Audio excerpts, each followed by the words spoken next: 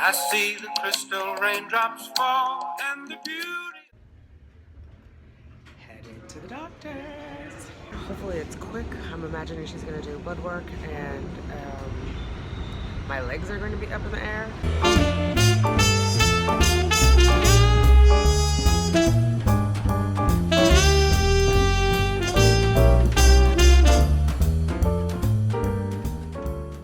I see the crystal raindrops. So what did she say? We went over all my medical stuff, back from when I had my first period till today. We talked about, like, you know, she was like, why are you here? Because I want you to help me make a baby. And so we went through all of that. My AMH will come back tomorrow. So we didn't have like a clear path forward. We talked about doing IUI. She explained to me the difference from the clinic's perspective of having a known sperm donor versus a partner. And she said that the person could be a known donor outside of the clinic as far as like legal. She's like, whatever you guys are doing with the lawyers, you know, you guys can handle that. But she explained to me the difference between both. And the key difference is if you register the person as a known donor, then they have to legally freeze the sperm, like quarantine it for 6 months, and then retest it, and that person has to have like HIV testing and all of like the STD, which they do anyway. But she's saying if you've had a sexual experience with this person, you don't really need to go through that. So that made sense to me. I was glad she explained it, and she didn't make a judgment either way. She explained the pros and cons of each, and I like that, right? Like, she gave me enough information for me to make the decision, because ultimately I'm the one who has to live with the decision. So we were all good there. And she did say, though, at my age, she's not going to do IVF with my own eggs. So that's that. But she was hopeful with the IUI, and she said, you know, with the known donor, obviously fresh sperm is better than frozen sperm, and I'll have access to it more than just one vial at a time. And so their percentage-wise increases, but she said IVF with my own eggs at my age is less than 1% chance.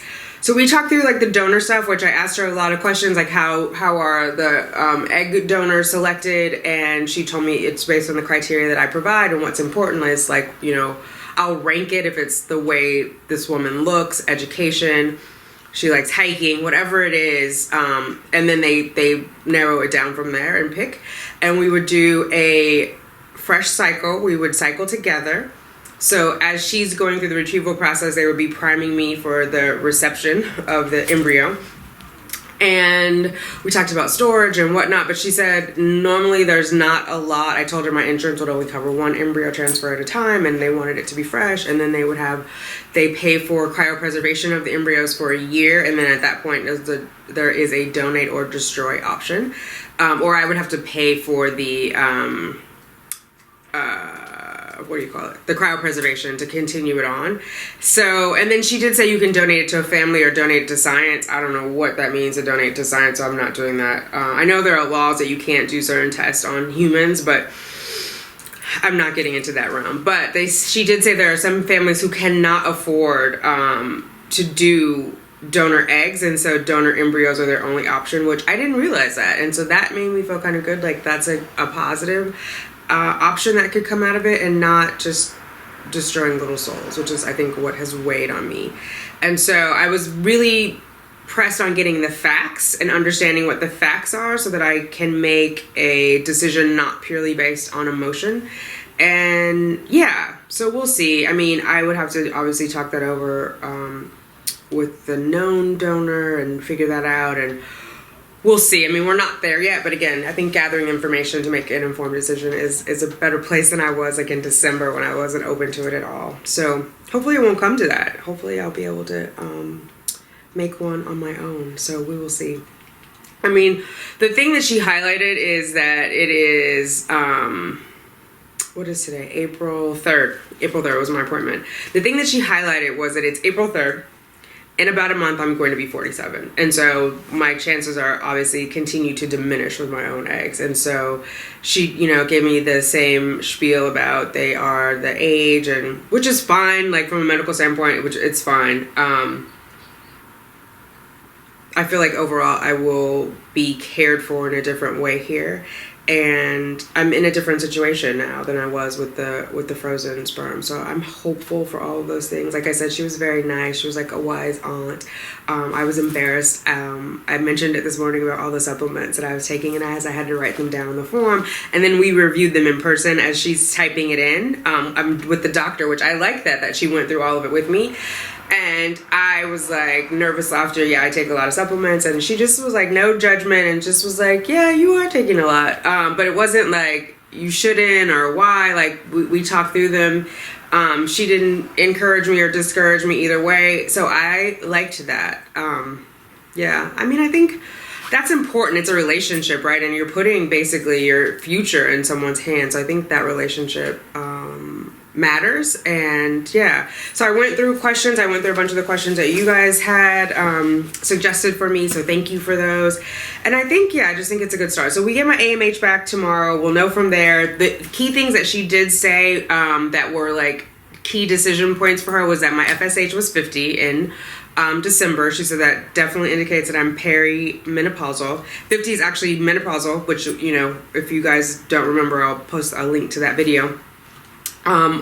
It is menopausal, and that's what I was questioning is, am I ever going to have a period again? And she asked if I had missed any, and I haven't, but she says there's no like set rule about this. Like I could have one for 2 more years. I could have one for 2 more weeks. There's no guarantee, but with the number, she said they use your highest FSH as like, that is the one. And so because I had that 50, that was, I think, the determining factor based on what she was saying. And just higher FSH overall. She said they like it to be under 10 going into an IUI on cycle day 2 to 4 is when they will do the blood work. So yeah, and I don't know, I wasn't clear. Some of them, I know she said they wouldn't do it, but I don't know if it is over 10, that means they'll stop an IUI, so I'll have to clarify that. But it gets to a point too where it's like so much information where you like I start like not hearing everything. So I was like, I didn't take a pen. I was taking notes on my phone. It was to the point like I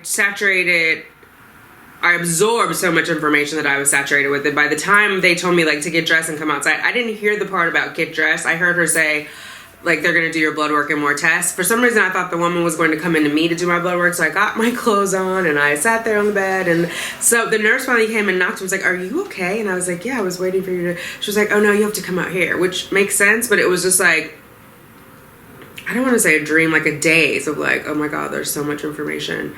Yeah, the doctor did my ultrasound, talked me through, looked at my lining, which it's 10.5. So if I conceive this round, that's good. Because according to Fertility Friend, I would have ovulated yesterday, which times out about right with my cervical mucus. So we'll see if I got the golden egg. But if not, either path we're going, you know, seemed too much. If I didn't, then, you know, she showed me what my lining was, what my ovary measurements were, uterine measurements. She did say if I move forward with IVF, they have to do the sonic, no, what is it, with the saline, where they look at your, they want to look at the lining of the uterus to see, to check receptivity. I think it's a salgiopensiogram. I'll put the word down here. I can't remember. I know Sandra Wiley had it in one of her videos. I'll put the word down here. I'll link it to Sandra's video because she had more information about what it was for and her results from that. So that might help some of you guys who are looking for more information on that. I don't know enough yet. Again, it was a lot of information that we went through today. So, and that was really my first conversation with the doctor, any doctor, about what it is in the IVF process, because before I was like, no. And then I kind of went and did research on my own. So this is the first time that I actively engaged and asked questions and heard.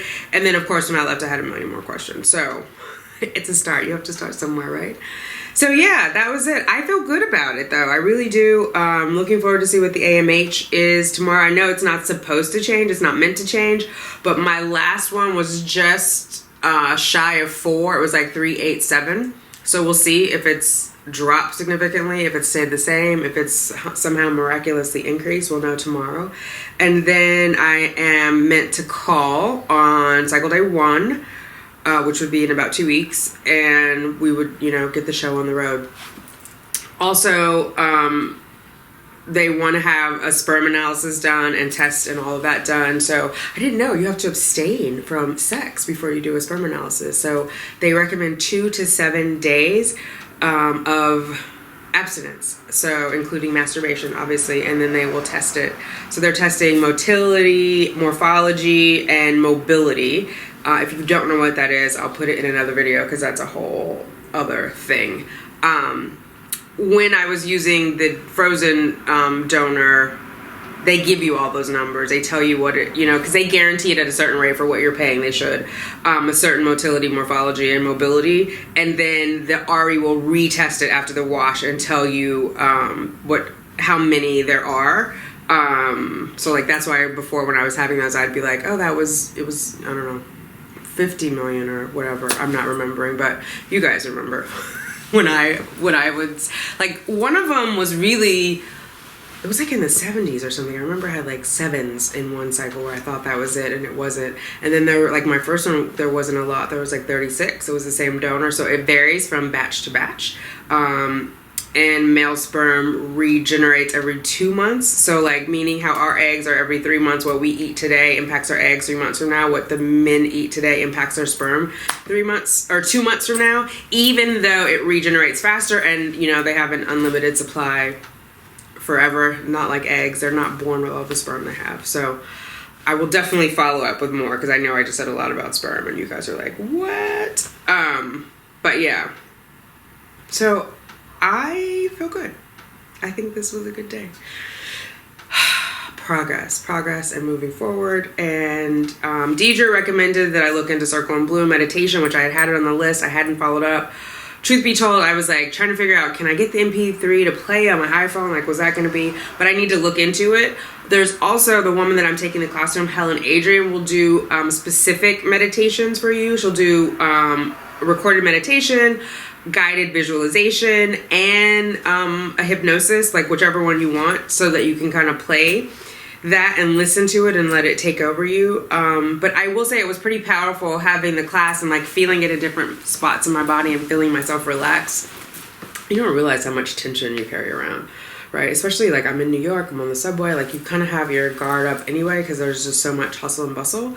To really just like let it all go. So Deidre also recommended a massage. I might do that on Saturday.